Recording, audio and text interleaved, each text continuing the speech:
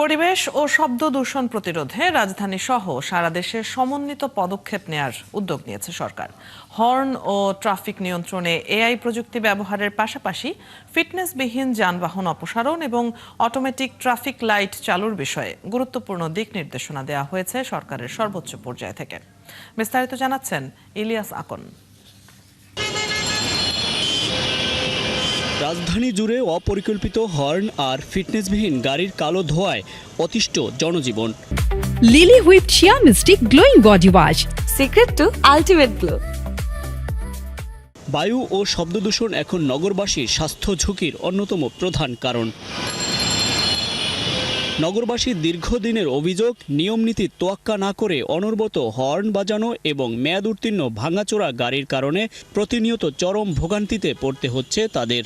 প্রতিদিনই তো হর্নের আওয়াজ শুনতেই থাকি। আমার হল যে জায়গায় অবস্থিত রোকেয়া হল, ওখান থেকে রুম থেকেই কিন্তু আমরা প্রতিদিন হর্নের আওয়াজ শুনি। আমাদের ঘুমাতে অনেক ব্যাঘাত ঘটে। প্লাস আমি এই যে এখন টিউশন থেকে আসতেছি, আমার মাথা ধরছে এই হর্নের জন্য। বিদেশে দেখা যায় যে শব্দ দূষণ নেই, সেই কারণে মানুষ অর্ধেক সুস্থ এবং বাংলাদেশের মানুষের থেকে গড়ায়ু বিদেশের মানুষের বেশি। সেটার কারণ হচ্ছে মেন্টাল হেলথ। অতিরিক্ত শব্দ, তারপরে হর্ন, এগুলো আসলে কানে অনেকটাই পীড়া দেয়। তারপর আপনি বেশ কিছুক্ষণ হর্নের শব্দ শুনলে আপনি একটু সাময়িক বধিরতা এসবের অবস্থায় চলে আসে। হর্নের শব্দে পথচারীরা অতিষ্ঠ হলেও চালকরা বলছে সড়কে শৃঙ্খলা না থাকায় বাধ্য হয়ে হর্ন বাজাতে হচ্ছে তাদের। রাস্তার মাঝখানে কানে হেডফোন দিয়ে মনে করেন যে আটে মোবাইল টিপায়, এই কারণে আমরা তো বেসিক্যালি হর্নটা ইউজ করি আমাদের ক্ষেত্রে যখন অতিরিক্ত যানজট থাকে বা অতিরিক্ত কাকে ওভারটেক করার জন্য। সঠিকভাবে যদি আপনার গাড়ি চালান বা বাইক চালান, হর্ন দেওয়ার কিন্তু প্রয়োজন হয় না।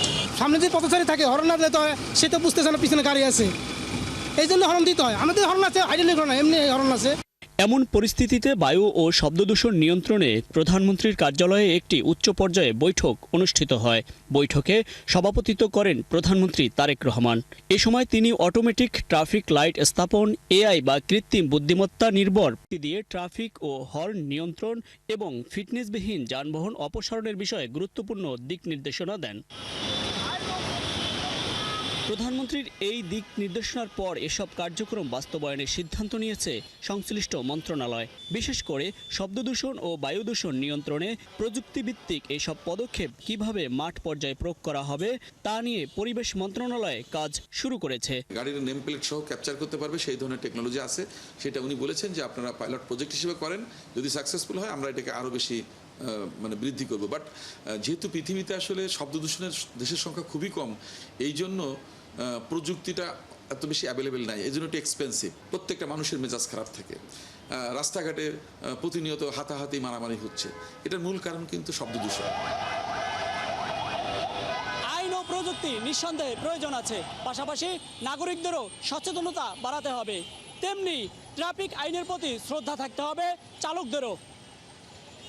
ইলিয়াস আকন, ৭১, ঢাকা।